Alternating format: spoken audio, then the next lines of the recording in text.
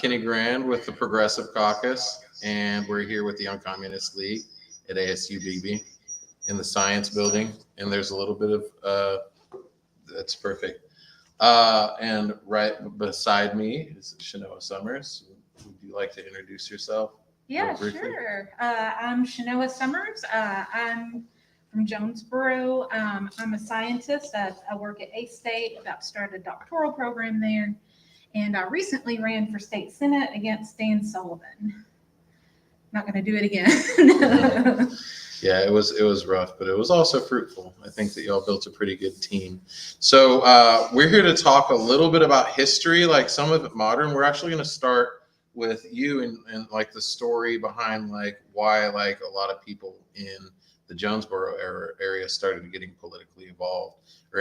And then on the second part, I'll briefly go over like a little bit of Arkansas history from like Civil War Reconstruction to about the mid 1940s and the beginning of the Civil Rights Movement, but then also just open up the discussion more into like a discussion of progressive power, why the movements have failed, and the kind of like work going forward that we need to do in order to like replicate some of the modest wins that we did get in the early 1900s. So I'll just give the floor over to you. Cool. So the reason why I personally started to get politically involved is because of the attack on our library in Craighead County. I'm not sure how many of y'all are familiar with what's going on there, but I and several others make up this coalition called Citizens Defending the Craighead County Library. And you can see the photo behind me. That's not even like half of our ranks. That's part of us there. And this picture is actually really funny because you can see we're wearing Hawaiian shirts. I'm right there on the end wearing the same shirt as the person next to me. And the reason why we're wearing those shirts is because she had a dream that we all showed up to a library board meeting randomly, just wearing something goofy like that. So that was after our library board meeting last year. And that's the kind of stuff we like to do. We essentially like to troll the fascists that are over there. There is a pretty big Boogaloo Boy community. Like I saw one in the wild when we went out to advertise for an event out there. Yeah, it's wild out there. All right, so our struggle started in 2021, the summer of 2021. That's when I really got involved. And in June 2021, some of the local Tea Party members discovered that the library had a pride display, and they got really mad about it. And you can see, I know that's really hard to read right now. I'll make that available to y'all afterwards. But essentially, they just get really mad, and they talk a lot of talk about us. And what really set everything off was this editorial that was published in the Jonesboro Sun by Stephanie Nichols, who is the wife of a library board member, Mark Nichols. But she was also previously the Alliance Defending Freedom's one of their lawyers, which is, if you know anything about them, they're pretty far out there. So that whole summer is just really tense leading up to the library board meeting in August 2021. There is a video on the Democratic Party of Craighead County's Facebook page, which you can go watch this and actually hear him say this stupid stuff. But Brant Smith, he is a former Arkansas state representative, and he stood up there and threatened our library's funding. Which now we know there's a lot of bite to it, unfortunately.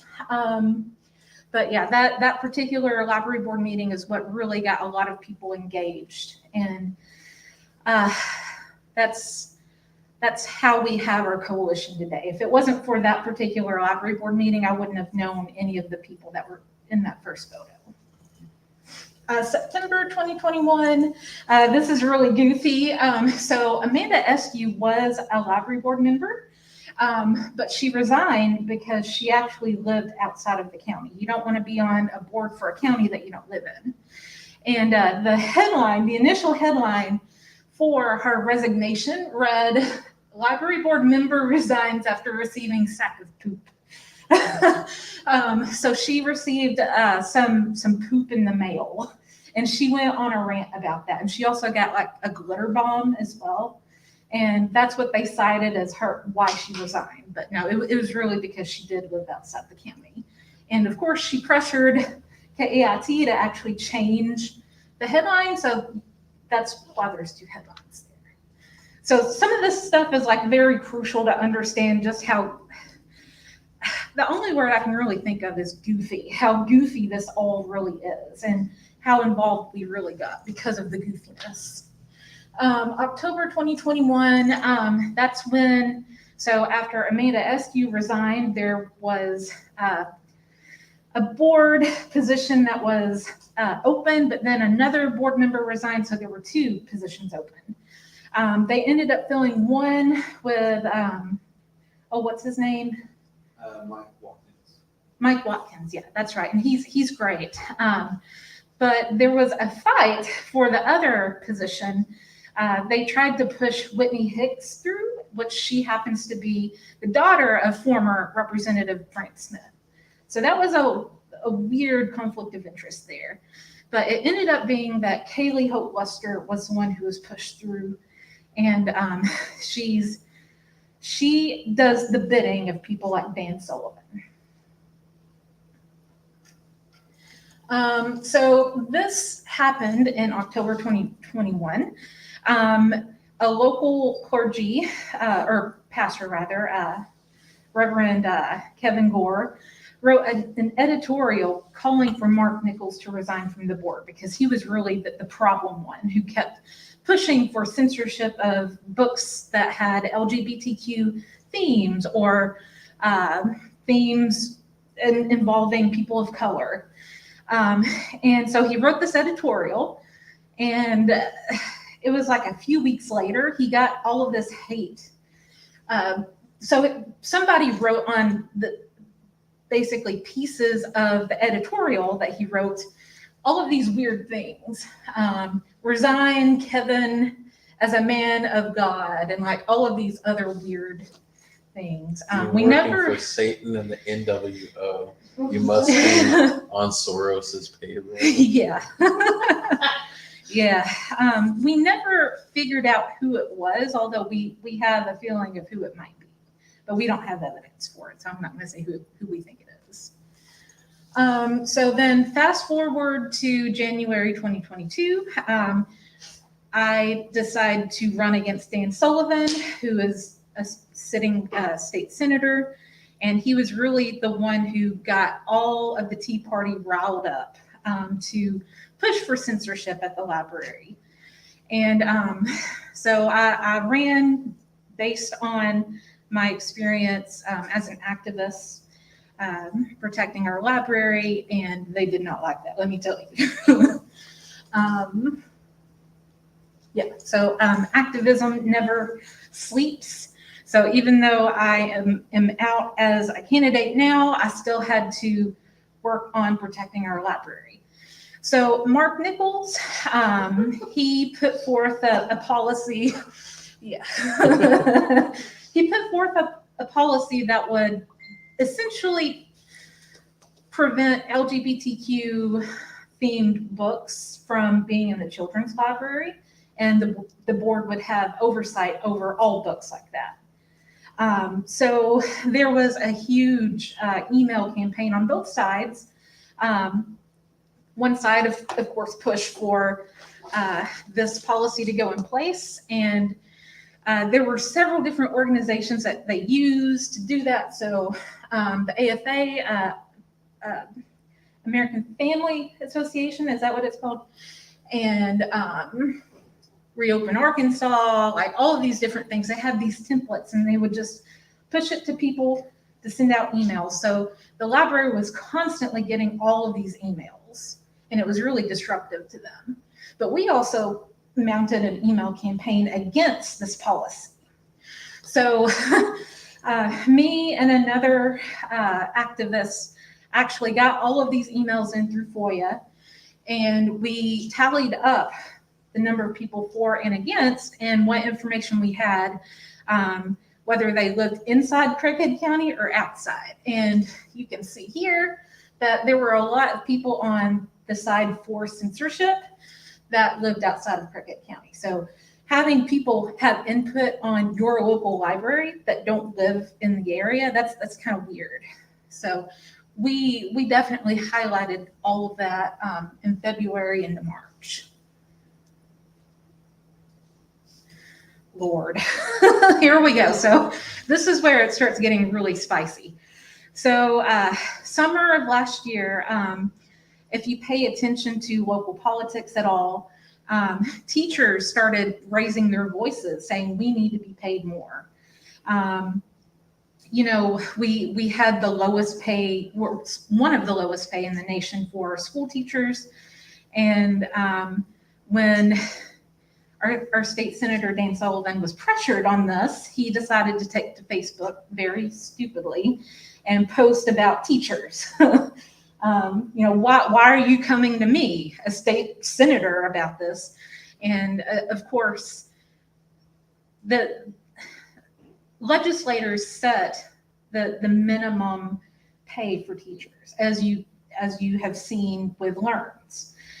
But he tried to argue against that back then.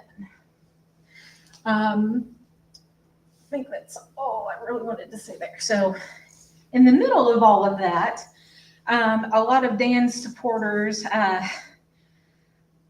tried to attack me for my hair color. I honestly did not care. Whenever I announced, I didn't care what people thought about my hair color. I've had, you know, very bright hair colors for years before that, so why should I change it now? I have tattoos. I'm very progressive. I was even endorsed by our local Democratic Socialists. So like, I just don't care. But they made such a big deal out of it that you can see, oh, I think that was on the other side, but that's fine. There were a lot of comments of them attacking me for my hair color. So what did I do? I wrote a song about it, which you can go on my TikTok and my Facebook page and go listen to that if you want to. So another thing they really hated was me sitting down during the Pledge of Allegiance. And when I say they, I mean all of the people who attacked our library and all of the Tea Party and all of the people who support Dan. I sat during the pledge because I have done that since high school. I'm also disabled.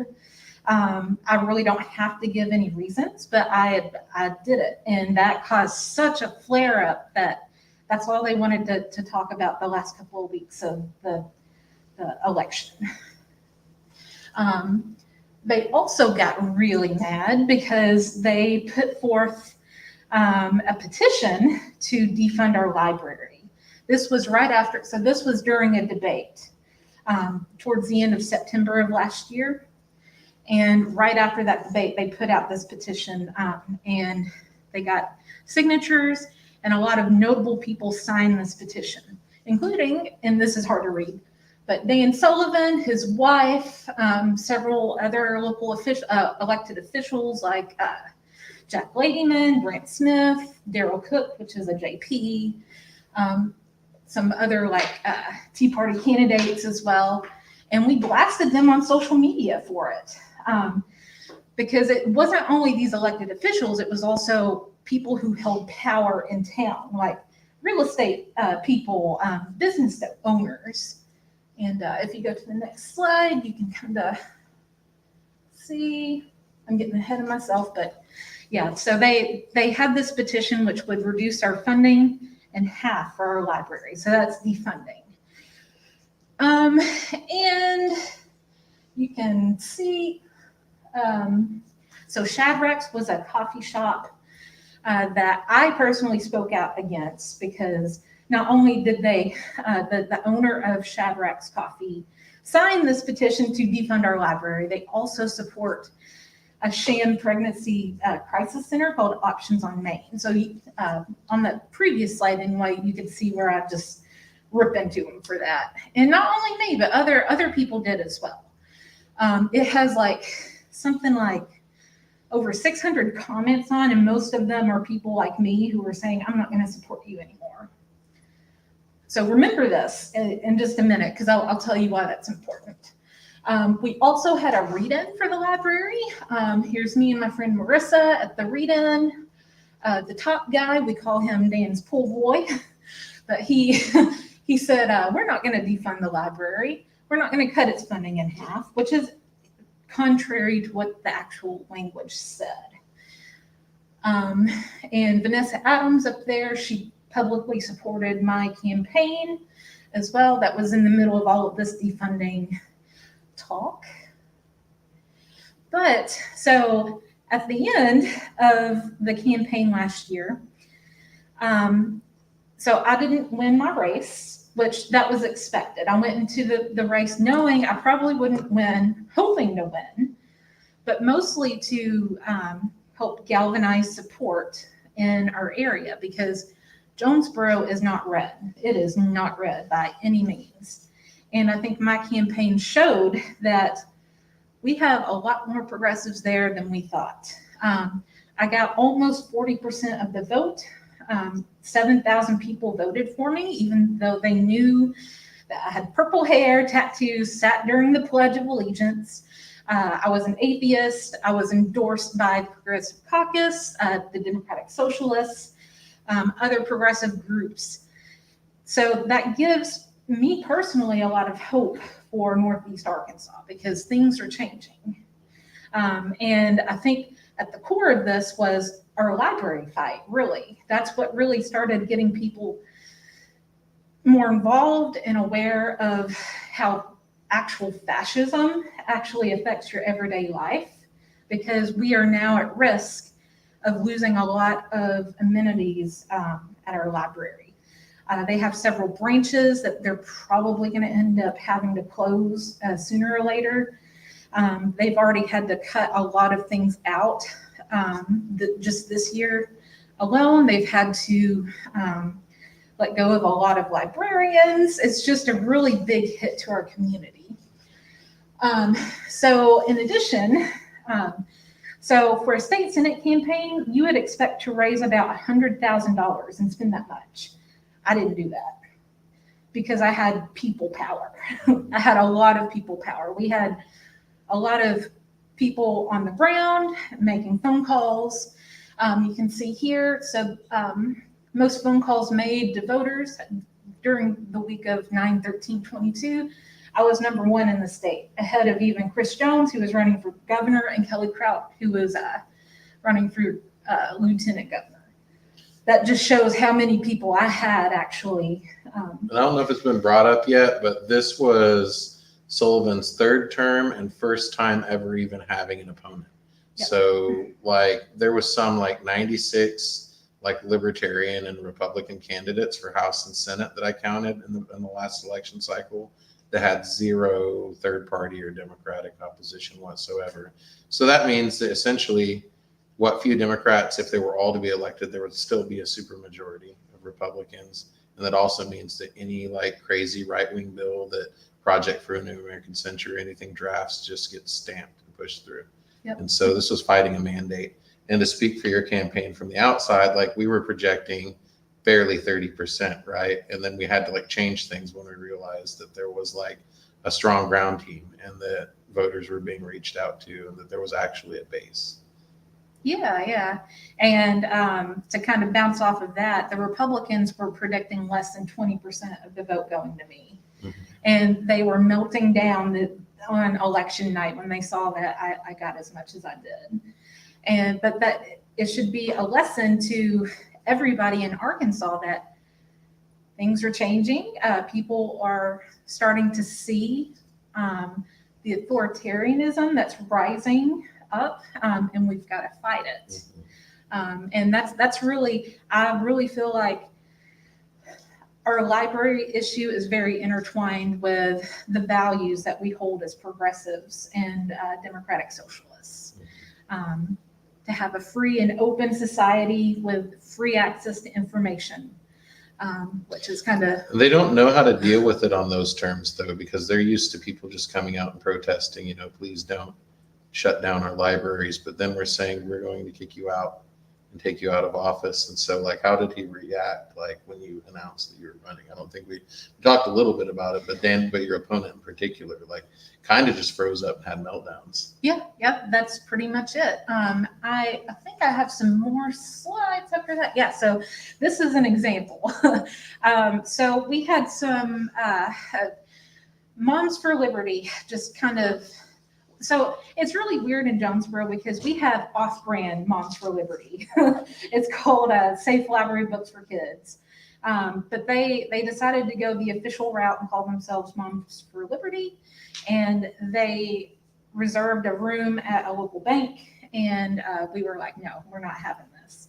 So a group of about, I don't know, it was like 30 of us that were outside and maybe 20 of us inside. I don't remember exactly the numbers, but we made such a ruckus that the bank no longer will support them at having meetings there anymore because they didn't want protesters on the side of the road in front of the bank. So that's one thing. And he had a meltdown. Dan Sullivan had a meltdown over that. We were yelling things at him like, Dan Sullivan is afraid of books and ban Dan, not books, stuff like that. But he had a meltdown over that. So speaking of that, this was an interaction that I had with Dan on Facebook, and my husband Stephen here. He got really mad about the fact that I spoke out against businesses like Shadrack's and some of the real estate developers. And he essentially said that as long as I continue to use my First Amendment rights, he's going to continue to harass me as a private citizen now. And Stephen says here, your anti-First Amendment stance is duly noted. So all of this fight was in response to me calling for him to have a town hall. We finally pressured him, and when I say we, I mean Progressive Caucus and many of his constituents pressured him into having a town hall in Jonesboro. That was like a couple of weeks ago. And not many people showed up, and it was mostly his base, which is fine. But this picture, you can see the guy has a gun on his hip. And that is a big reason why a lot of us just don't want to interact with him. It's almost like intimidation, having, people there who have visible guns on them, because now we're open carry. Yeah, and when we brought up the Boogaloo boy culture, like half of them are just like make a habit to just wander around open carrying all of the time. So, and there's like a group of like weird right-wing bikers and like a lot of people to intimidate. Yeah, we could go on about all that. So yeah, and like that seems to be like the case from what we've seen with him, is that like they don't know how to deal with organized resistance. Even in the legislative sessions this last fall, like some of the most egregious bills that were like outright unconstitutional, like the trans performance bill and stuff like that, when people actually mobilized, like they had no way to rebut it, because a lot of the times these politicians they're not reading these bills. They're getting them handed from like some outside out of state entity and trying to push them through. And so when they go up and try and defend it, they realize what they're having to defend it while they're defending it, because they hadn't really given it much time. And it makes them look horrible, and sometimes their resolve can be broken. But like, yeah, a lot of these like Republicans haven't been opposed since like 2009, and we can briefly touch that. I guess should I go on to the little history part, and then we'll just have a discussion. I'm not gonna cover a whole lot because I didn't have time, two, I really wanted to like invite y'all maybe in the future to like start working on building like a Arkansas People's History series, because like everybody's got like little snippets here and there, and Ryan over there probably could contribute a good amount too. And where he's working on county histories. But I just kind of like wanted to like establish in this narrative sort of what happened. Like most of the stuff that I'm going to talk about is like the very first part of the 20th century, early 1900s. So with Robert E. Lee's surrender to Ulysses Grant and the Union Army in 1865, the House of Representatives were able to get enough signatures to abolish slavery and involuntary servitude, except as a punishment for a crime. You can still have free prison labor now, so technically slavery is still in existence as long as they've committed crimes in the past, which, you know, 1 in 5 black men have like are either currently like in prison or on paper or going through the process. So that's 20% of people that could still technically legally be slaves. So Arkansas actually and Tennessee were two of the states that were like the late adopters. They rejoined the Union and were like two of the people that made it to where it could be passed, which is cool, but also like we kind of blew it in other ways. As the war went on, there were over 800,000 slaves, a lot of them in the rural South along the Mississippi River Basin, that started trying to find shelter and either find their way out to industrial centers or just find places to be safe. So they had like prior to 1865, they had these encampments, which were called contraband camps, because like former slaves were seized property of Confederates. And so they called the camps contraband camps because the people inside them were seized contraband. And this is unfortunately where the United States did most of their push for reparations. Like in 1863, they passed a law called the Compensated Emancipation Act, because they're trying to get the former slave owning states to like rejoin the Union because the Civil War is going on. So they're like, we'll pass an act and we'll give you $300 to pay you back for property losses for like your now emancipated people.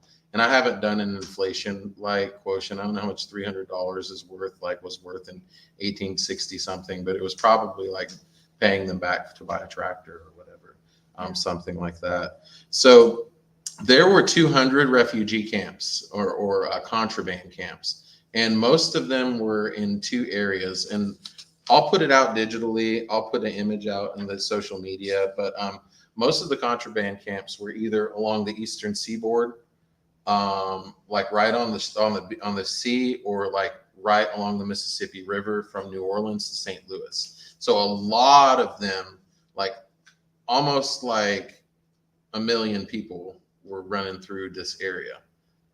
And like a lot of them were going to St. Louis to try and find industrial jobs. A lot of them tried to like go to places like Chicago and other areas to find shelter and jobs in the industrial sector. But a lot just simply didn't have anything. They literally didn't have a pot to piss in. So they would stay in these encampments, and a lot of them built little cities. And there are a number of small towns that were that came up in the Delta area in Arkansas. And early on, there was a lot of animosity between like the white sharecroppers and the black folks, because the situation was this: like it was still like we hadn't had mechanization yet. And so they still needed labor. And so a lot of the times, like the former indentured white servants and European immigrants would come, or like the poorer immigrants would come and settle in Arkansas and would move on to land tracts that were owned by landed gentry. And they would get these sharecropping contracts. So that became the primary means of employment. They were like, well, you know, we've still got to have people to work our fields. We can't just buy them up front for like a long time. So instead of making them de facto slaves, we'll make them wage slaves. And so you got a situation where the sharecropper was hired on. They could live on the place. They had shelter. They could have a little subsistence garden. And then ostensibly at the end of every year, they would receive a share of whatever the crop was. But the problem was that these landowners owned the stores too. And so the sharecroppers would come in and take up credits. So at the end of the year, every year, the conditions got to a point where people were just a little bit more in debt every year, right? You'd go to see how much you got for your corn and soybean shares, and they would be like, unfortunately, you're just another year in debt. And I want y'all to imagine like the crushing feeling that you finally free and you finally, you know, you can actually get paid for what you work for now. And just to be told, hey, no, you got to pay for that, there's this fine, there's this fine, there's this fine, and you have to work here another year. And that happens every single year until something is put in place to stop it. And so there was resistance. Let's see, around 1919 in the area, the Delta area, a lot of the black farmers began to organize to negotiate for better conditions. Out in Winchester, Arkansas, Robert L. Hill, who was a black farmer, he founded this organization called the Progressive Farmers and Household Union of America, or PFHUA. He worked with farmers throughout Phillips County, and the purpose was to obtain better payments for their cotton crops from the white plantation owners who dominated the area during the Jim Crow era. Black sharecroppers often were exploited in their efforts to collect payment for their cotton crops. So like, though the white workers were like exploited as well, they would like double down on former slaves. So there was that organization founding there, and this was out in like the Tyronza area as well. But that area was like primarily black former slaves. And I'll tell about another uprising in a little bit just to show you all the difference. So here, like the whites had resisted union organizing by the farmers and spied on them, disrupted their meetings. There's stories of like, there was a woman, I forget her name now. She would like ride around in the back of like a car with the trunk just pulled to. And every time the driver would slow down, she'd slip a couple of meeting notes out because they would slow down when farmhands were watering themselves out in the fields when there was no managers or anybody looking and stuff. And then they would meet in secret because of the fact that it was constantly undermined. Let's see. So approximately 100 African-American farmers led by Robert Hill, the founder of the union, met at this church in Hoopspur near Elaine, Arkansas. And the union advocates brought armed guards to protect them. But two deputized white men and a black trustee arrived at the church, and I guess there was an exchange of the shots, and a railroad policeman was killed, and the other white guy was wounded, but it was never determined who shot first. And so what happened was the black trustee who wasn't wounded or killed rushed to Helena, which is the county seat in Phillips County. And alerted officials, and a lynch mob was dispatched within hours with hundreds of white men, many of the low-down variety, probably white sharecroppers who were pissed off about other people encroaching on their job market. And they began to comb the area for blacks they believed were launching an insurrection. And so in the end, it says there over 100 African Americans and 5 white people were killed, but like some estimates estimate up to 856 people, because what happened as well is that Governor Charles Hillman Braw brought up federal mobs that were aided by federal troops and local terrorist organizations. He led a contingent of 583 U.S. soldiers from Camp Pike with a 12 machine gun battalion, and wholesale murdered and lynched like hundreds of men, women, and children. And so this was in 1919. And there was still like the beginnings of organized resistance. Labor Wheel and the Knights of Labor were both like organizations that came to be in like Arkansas at that time. They were like labor organizations that remain marginal, because like, how can you build a mass-based organization when you have to have all of your meetings in private at churches and in barns? There was also a group of, let's see, we'll go forward, I guess, to 1923. So there was a group headed by this guy named William Zoich, and they had this cooperative called the New Yano Cooperative Colony, and they moved down to Louisiana, and the idea was to build an organizing school, and they just couldn't really find the right land and get any way to get any traction in Louisiana, so they moved to Mena, Arkansas. So in the wake of the giant massacre over to the east over here, they ended up starting the Southern Tenant Farmers Union. And the Southern Tenant Farmers Union was based in Toronto, Arkansas, and was like black and white sharecroppers. So in Mena, Arkansas, these like socialists moved in and built a situation where they brought like labor organizers from around the United States to come and do residencies. And then for like half of the week, people would work 40 hours a week. For half of the week, you would either print or you would farm or do something to work in the cooperative. And then the other half would be like labor trainings and stuff like that. And so that went on from like in Mena from 1923 to 1940. During the 1930s is when like McCarthyism started to take root and a lot of like anti-communist sentiment and stuff. And so there was increased provocation among the organizers. At one point, an organizer was grabbed from a meeting. They broke into this meeting that was happening in a barn, and the police officer at the time like took the one of the head organizers and dragged him down the street, and then brought him in and harassed him for a while. But one of the reasons that like they failed was just that their report, which was actually pretty positive during the early parts, like started disintegrating. Like they tried to be like really accessible as possible. They weren't, they had like labor plays and had like little festivals and stuff for the people in the community.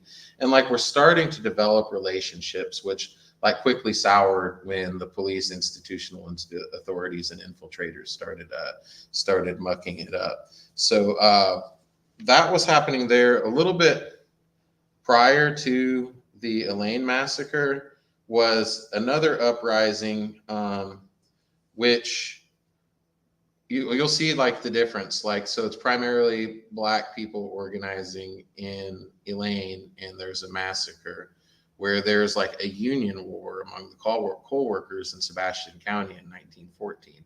I think outside of Houston, Arkansas is one. They had a camp called Frogtown, and there were like 1,000 union workers there at 1919 extracting coal, and the companies decided that they were going to bust the union and terminate all of the workers.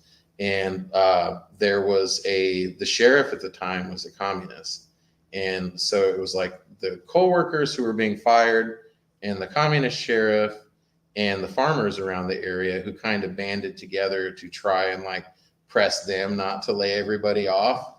And it ended up being the big firefight. Like if you go out to Frogtown, there's still like bullets and like embedded, but like there wasn't any major casualties. I think 1 or 2 people, but they essentially just went in and blew up the mine. Eventually, I think the workers were just like screw it and blew up the mine. So there was an uprising there. In 1931, there was an uprising in Lonoke County in England, which was slightly different. It was bloodless, but it was also because it was like largely white sharecroppers too. And so what happened is there was a drought, and like if you look at the history, most of the mainstream history, it's the drought and the Great Depression. But it was the situation was that like all of these Lonoke County sharecroppers weren't making enough. There was still food. There was a market. Like I don't understand why they would like say in like the regular history that it was because of a drought or a shortage when they went into a market full of food and were like, I think it was like 300 farmers and their families came in armed and were just like, we grew this food and we can't afford to buy it, so we're just going to take it. And so the market owners were like, okay. And then they sent in the Red Cross and gave them food relief. So it was a lot different than like calling soldiers to hunt them. And I think that a lot of the reason was because there were like white working class people who leverage what little privilege they have to stand up. And so there was a big difference between those two situations. Yeah, and also they're the only, like, if they die off, there is basically no more farming there. Yeah. Yeah. So like a lot of a lot of it was interesting because there were like pretty radical, like economically white people in like Sebastian County and in the Boston Mountain region. And they would be just as quick to quote the Bible, though, than to quote Das Kapital or anything. And a lot of them were still highly racist. So there was still like this issue with like racist divisivism. But yeah, like prior to slavery, like most of the state in the Delta area was impenetrable thickets and swamps. And so we used free labor to clear that all and make it arable land. And then like right as all this stuff was happening and we started to see the beginnings of a strong like movement, they mechanized. Like you had the combines and stuff come to being, like tractors became more affordable. So it was almost like they made what could have been like a labor movement redundant by like eliminating the need to have workers, because you just have tractors that, my stepdad is actually a sharecropper. He's retired now. If retirement's just pulling Social Security and living in the farmhouse that the farmer deeded over to him when he got too old to work. But like they, so it's still a thing, but like it's not as much. He ran 2,000 acres. That was a small farm. It's 2,000 acres and it's him and another person.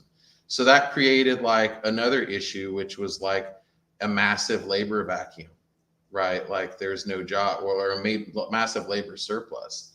And it led to like a lot of people trying to move to Little Rock and the urban centers moving out, which of course created white flight. But one of the things that happened, we'll kind of back to the Elaine area and Tyronza, is the Southern Tenant Farmers Union formed, and like a lot of their organizing tactics were adopted by like the United Fruit Workers and Cesar Chavez. So it's really interesting because like a lot of the tactics and beginnings that happened in Arkansas, both good and bad, we're the birthplace of the North American Free Trade Agreement, like welfare reform, the conservatization of Democratic Party and all of these things. But also, yeah, the United Fruit Workers modeled a lot of their organizing. The Southern Tenant Farmers Union was able to get a lot of monetary and logistical support from the East Coast. But they, as like we went through the 30s to the 40s into the 50s, a lot of the people who organized the Southern Tenant Farmers Union ended up being the people who mentored the Southern Nonviolent Coordinating Committee organizers who like organized a lot of the civil rights. So like a lot of this has its roots in labor, and a lot of it has its roots in like poor people trying to build structures of power. And, do you have any other input? Or I think that we're out through that little part of it.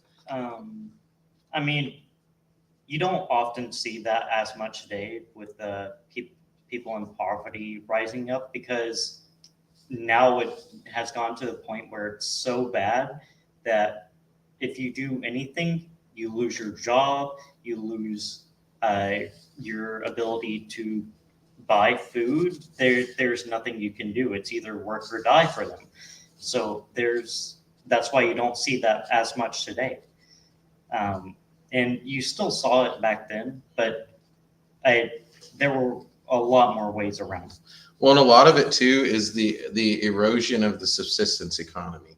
Essentially, what happened is they convinced us that one, we should be happy to trade our feelings of belonging to the land and like lease that out in exchange for participating in the price making market. And like the subsistence economy is something that people still do. Like women by and large like carry most of the weight. Like if you were to like figure out how much it would cost to like just outsource a mom, it cost like $160,000.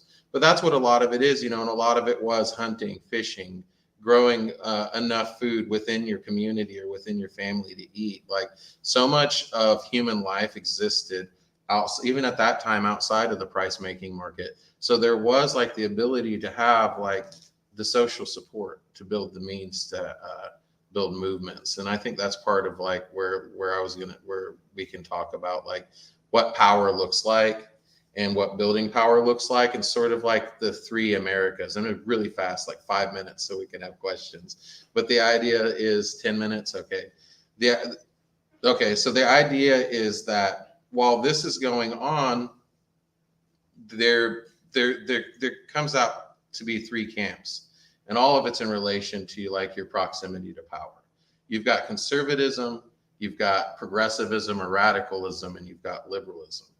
And so in conservatism and liberalism kind of like work as two elements, two wings of the same bird.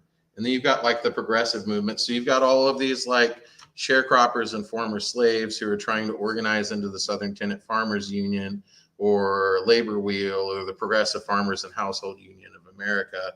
And then you've got like the liberal political class who have like, it's all related to their proximity to the power structure. Like they have maybe less power, but they have enough proximity to capital and enough proximity to power and privilege that any concession they make would be like to them still a sacrifice.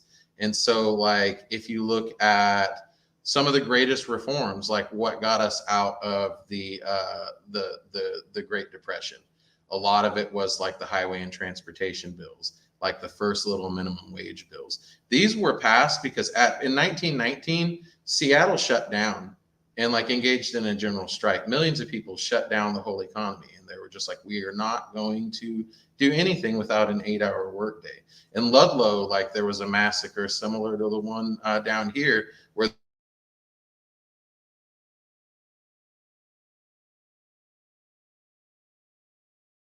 imprisonment, torture, and we're still doing it, and they were still engaging in it. But like the idea was to create a system of concessions that were managed by institutional experts in order to like pacify the otherwise dangerous classes. Whereas like these folks wanted like forms of ownership.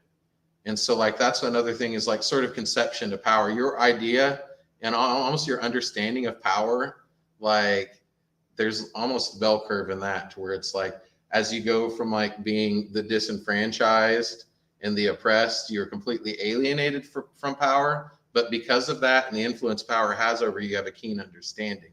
And then as you go slightly to the right, like you are like have access to power, but you don't have any understanding. Like Kwame Ture does this really good talk, and there's an essay he writes against liberalism. And the idea between it is like there's this fixation on influence. You're more interested in optics and who influences what, as opposed to power. There's no structural understanding because you don't want to critique the actual power structure, because that would mean you would have to necessarily change it.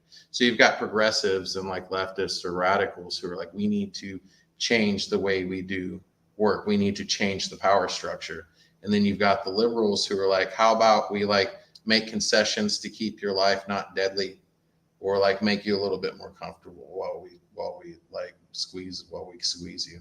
And then there's conservatives who literally like, we want to maintain this. Like a lot of the times now it's like we want to roll back to some like mythic day that existed, or we want to create some perfect capitalism. But the idea is like to conserve. And that's where it's like talk about sort of the bell curve, because you got the people who are under the boot, and then you got the people who own all the boots and have the factories. These people understand power.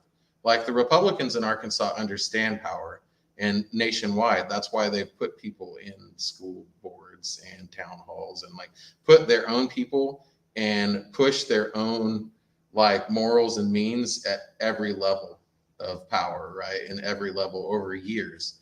And because they understand it. And so what we have to do is build like counter-institutional institutions almost. We have to build like real power bases. We have to like either like, that's why like with the Progressive Caucus, we like started like a bunch of different work groups, and one of them is labor, because like, and I got out of electoral politics for some number of years and concentrated on land trusts and worker cooperatives and trying to build a means towards that.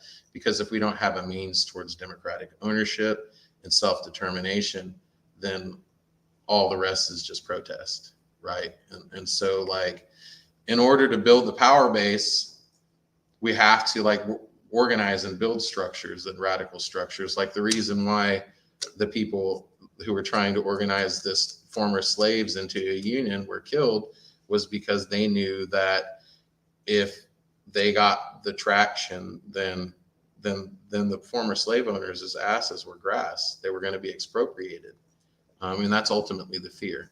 And that's, so essentially that's what we've got to fight for. And also is just come up with an understanding of power. Like there was an exchange I had on some Democrats forum, and I get it from the party a lot. Like with the Progressive Caucus, we don't get much outright opposition and actually get a lot of support because they can pawn off like actual like human rights organizing and stuff on us. Be like, why aren't you moving on the trans bathroom bill? Because we as Democrats don't want to talk about it and stuff like that. And but at the same time, they can kind of scapegoat, but like they also behind closed doors a lot. But this lady was in public. She was like, yeah, we don't do that. We don't do progressivism in the country. And it's like most of the people who are in the caucus and on the YCL, y'all are rural. You know, it's like most of the radicals and the progressive people that you're even making any of this work aren't from Little Rock. They're not from Fayetteville. I live in Little Rock. I was raised out on the other side of Plum Bayou in Lonoke County. Like I was raised in a farmhouse. Like, and they just have, and it's something else that needs to be addressed. And I'm probably, yeah, we're almost running over. We'll cut it off. But like, there's this like inherent, like, it's called like Orientalism. They call it that because it's like what we did to like get people to raise consensus for invading Japan. Like poor white rural people or rural people in general are brutish, dirty, ignorant, backwards. Like liberal foundations don't come out into the countryside that much to like organize and advocate for the people out, for the poor people. Like we're invisible and we're politically invisible. And a lot of that is because I think that we have a stronger understanding of power. Like one of the things that like is remarkable about the stuff happening in Jonesboro is that it's not announced yet, but like we've got at least like 4 strong progressive people who are going to be like running in what would be like at least a locally coordinated campaign. And there's a solid base of people, but they see importance in reaching outside of electoral politics because like electoral politics is and can be a huge stump. But like right now we're getting to where, you know, I've got a candidate in Central Arkansas that we're about to announce. Like we're going to be drafting like pretty far reaching, like really progressive bills and just handing them directly over to candidates who are like mainly working class people who are going to go to the public and be like, if you elect me, these bills are going to go onto the floor. They'll probably get voted down, but then there's some that's not. And I think that that's a route that shouldn't be ignored, but also it's only part of what we need to do. We need to be building land trusts. We need to be building worker cooperatives. We need to be educating ourselves and others, right? We need to bring back like working class intellectualism. We need, you know, it's something that we need to survive. We need to be building mutual aid and solidarity networks, you know. So again, like just the ballots is not sufficient, but also we can't hide from our proximity to power. You know, like a lot of us are like either mostly white or white passing or white folks here in the room. Like we can still like, I can go into a bank dressed like in the clothes I wore in the kitchen last night, essentially, and ask for a loan. But if you're black, you've got to like really put your most best face forward because you step in there and the person's immediately like, no. But also it's like fighting the fights that people don't have the tools to do. We've got the intelligence to field people. You know, we understand the history. We understand how to like really work on that. And it's something that has to be done. But it's going to take everybody. And that's why I love being in Arkansas. And that's why I'm glad that like one of our first events was sponsored by the YCL. Because it does take everybody. And unfortunately, usually the most obstructionism is going on like amongst like white moderate liberals. That's what happened with the lady. She's like, well, I'm a professional. I knew a civil rights leader. I grew up with them, and y'all need to stop. And y'all don't need to organize in the country because people don't do that here. But that's it. If anybody wants to ask any questions or comments, we can open up the floor for a bit. Should we introduce me first? Or? Hey, I'm sorry. Yeah. Sorry. Hi, my name is Natalie. I joined the caucus. How long ago was it? 3? Yeah, good 3 months. Yeah, around 3 months ago, something like that. She's going to help us build a podcast empire. Yeah, I might be trying to like go. If there's anyone who would like to do a podcast with me, yeah. But I'm probably the youngest person in this caucus. I'm only 19, so it's kind of like I have more social skills within Gen Z than most people in our caucus, and hopefully I can be a monitor between that. That's perfect. Yeah. And it's funny I'm only like 39, but like I've been in politics in Arkansas for 21 years now. And so it's funny because even the old people who are in Arkansas politics, even in mainstream, like Grant Tennille and them, have only been politically active for like 4 or 5 years. So it's always funny being like an old dinosaur. Did you have a question? I was going to ask what's your opinion on the best way to build a mass and the mass land movement in Arkansas? So one of the ways we did it in a little way was just reaching out to our membership with this wide scattershot like quiz. And we were just like, what are our basic values? Just ascertaining the line that way. But like a lot of it is just like trying to do this and set up events and just go out and see what actually resonates. You got to build the mass line by listening to the people and not coming up with just some marketing package. And that's what happens so much, even in organizations. Like we'll come up with a spiel and that's it, and be like, this is our values, instead of sitting down and being like, where are you at and what are our values? So part of it is that, just like reaching out and building it like painstakingly. You've got to build the mass line. And I think honestly, it's been funny because it's what I've been pushing for, even in like the Democratic Party is a tool. I think Renee said that the best. It's a tool. It's not an identity. And there are people that believe that it's an identity. Like when I critique liberalism, there are people who just get upset because they think that I'm attacking them as a person. But I'm like, no, this is an ideology and an ideological permutation of a problem. And so like we've got to like get out and really figure out what it is and really figure out what resonates with people, or else there's just no point. Which a good parallel is like in Jonesboro, with the library being at the center of like everything. Finding what is wrong in your community and trying to solve that problem. What you can do too is sort of like I'll send you the pieces to it. And then also there's an essay with it that I brought up, kind of the closure of the commons of subsistence economy. But Ed Whitfield has this series that he does called like Blood, Bones, and Dirt. And it's sort of he did work with the Southern Grassroots Economies Project, but he does this thing called, and it's sort of what you do in labor union work, where you do like a canvas, a community canvas or whatever. You sit down with just an empty sheet and you say, who's here, what groups are here, like what are our basic needs, how are those needs being met, who are the players, who's on our side, who's against us. And then you work up your issues and targets, like sort of like that, like engaging in those conversations. You say, essentially you got to first be like, who do we need to talk with? Are there any faith groups that would be cool to talk to? But yeah, building up a canvas like that to be able to build the mass line, you got to kind of understand the material, immediate material situation and cultural situation where you are.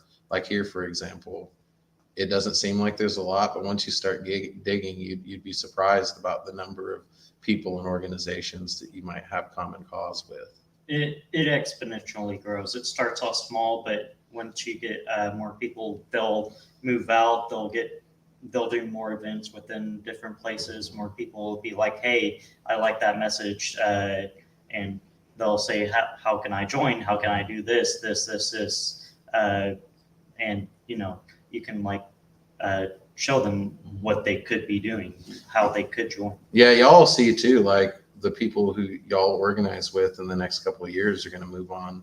There's no telling what they're going to do. Like Seth Hutchinson was the one who like introduced me to socialism, and we started the United Leftist Front in Conway in like 2003.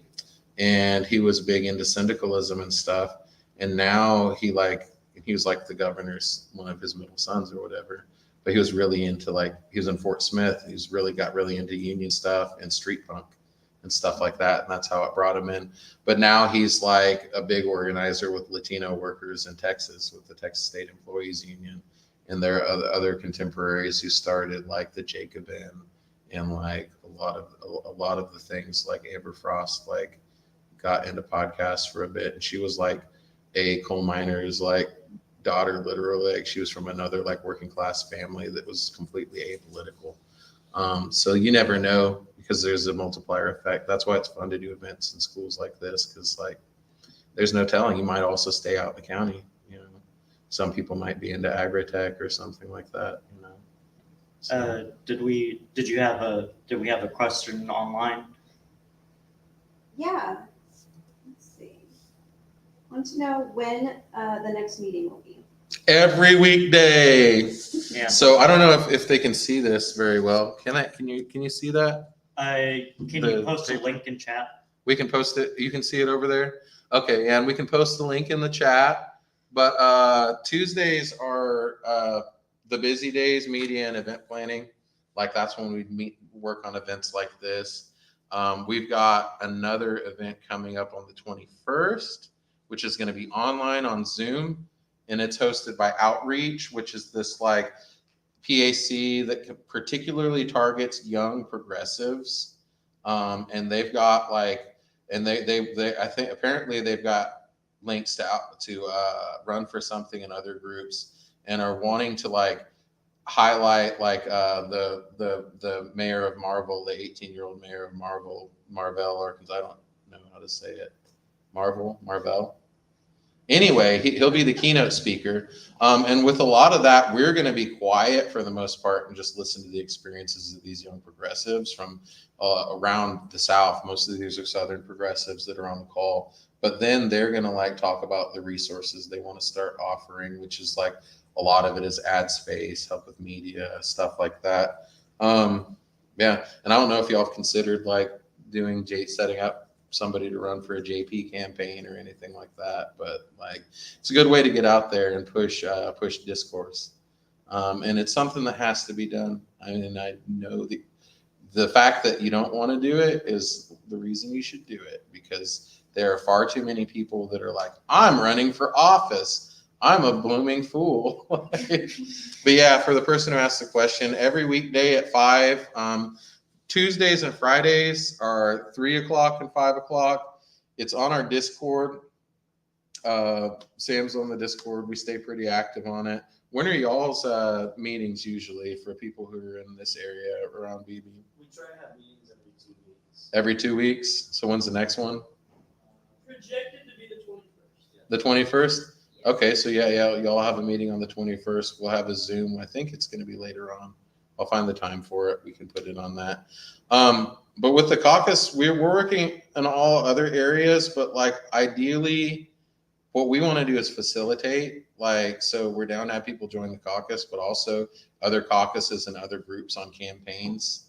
Like, we just kind of want to help bring resources to that. Like, we released a basic, it's just links really, but like it's an electoral toolbox last week, but it's ways that you can sit down and be like, hey, I want to run for something. And we could be like, okay, how much do they spend in that district? How many voters are there? How did it go? Like, what organization, who donates money? Like, where's the money at? And stuff like that. Because I kind of want to get kind of weird and have a lot of campaign money somehow magically get dumped into these little piddly state races, to where like the right just craps themselves. But yeah, any other questions online or yeah? I know you do a lot of rural organizing. What's the best way to really get out there and get people to like attentively listen to you or join any movement you're in? Or show up. Or show up? Fun events, honestly, like barbecues and stuff like that. Like at UCA, we had a lot of outdoor events that brought people. You'd be surprised at who you can get to agree to come out here.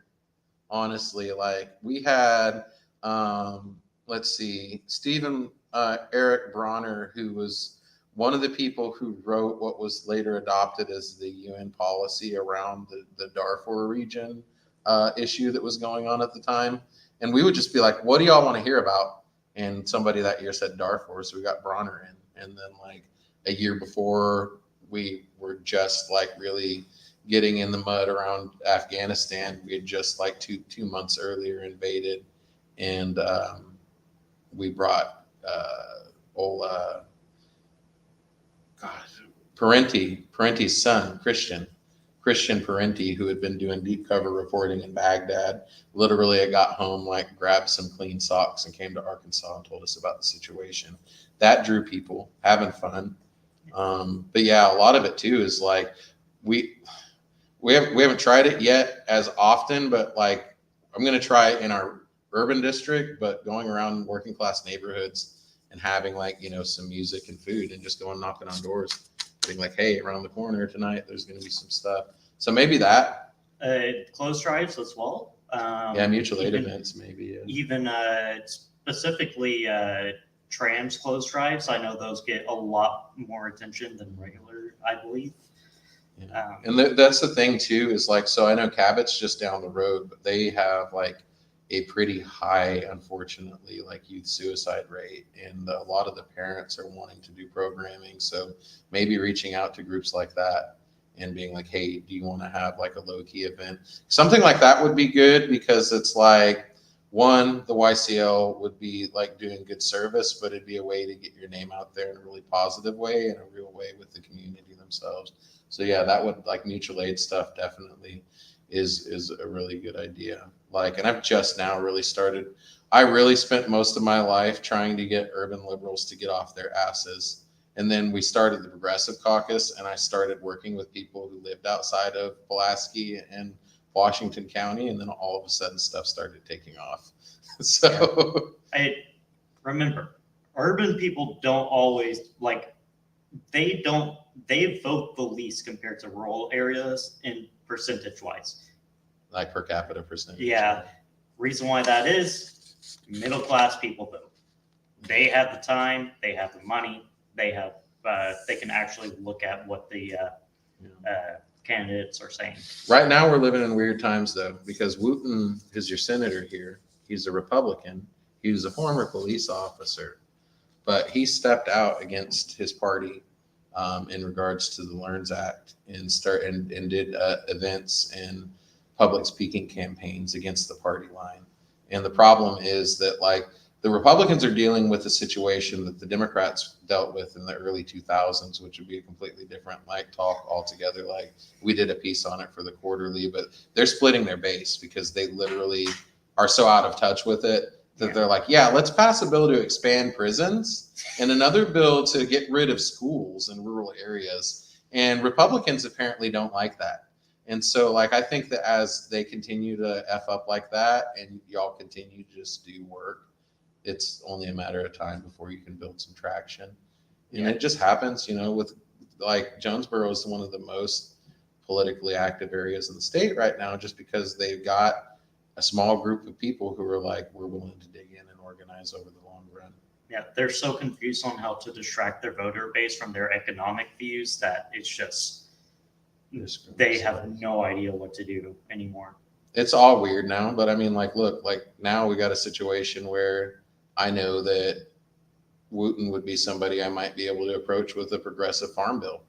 And even though he's a Republican, he's got that precedent of like actually having some sort of like morals. And so there's a chance you could reach out to somebody like that to push real legislation. He would probably support some sort of bill to overhaul the dang voucher program or something like that. You never know. I don't know. Should we shut her on down, or does anybody else have any questions? Any questions on our political views as a caucus, anything like that? We did put out a platform. I don't know if y'all I feel looked at it. Will Kenny enough about that. Yeah. We've got a fun platform. The fun thing about it is it's a living document. And one of the things that we want to do is go through each of the little platform planks and work up like bill language and just start hounding people to be like, pick this up, make this a law. It's pretty good, but like most of that was based on what we just figured was our line. And I was pretty pleased with it because we were like around gun rules, it's like we need to have like appropriate screening, and we don't need to be giving grenade launchers to everybody, but we should still have rights to bear arms. Yeah, we like guns here. We're more of a libertarian socialist here. As far as guns go. Yes. You're part of Lefty. Yeah, exactly. Yeah. Just don't go too far left, otherwise you're going into that horseshoe theory. Where you get left out. A lot of the times you just get left out and you're just like talking about strange, like you're like, hey, you want to hear my like hour-long spiel on Bukharin? It's really good, but like, but it's like, yeah, but what about, I think Cory Booker, I think was their name from Rutgers University at the time or something like that. But it's, the idea is like, you can be like way so left that you're left out if it's not like, he says socialism is the study of what it is to be human in the world today. And I think when we sway away from that fundamental thing, then that's when we start screwing up. Like we have to like get back to like what it has to do with us and real people every day. Yeah. Well, thank y'all. And we've got it digitized. I think y'all got some on Instagram. And, Should we say our last goodbyes to Dan Sullivan? bye, Dan. Yeah. We love you. Yeah. I can't wait to hear you rail about this. Yeah. Honestly, you're my homie, man. You're Yeah. the person who I look up to every day. Good night.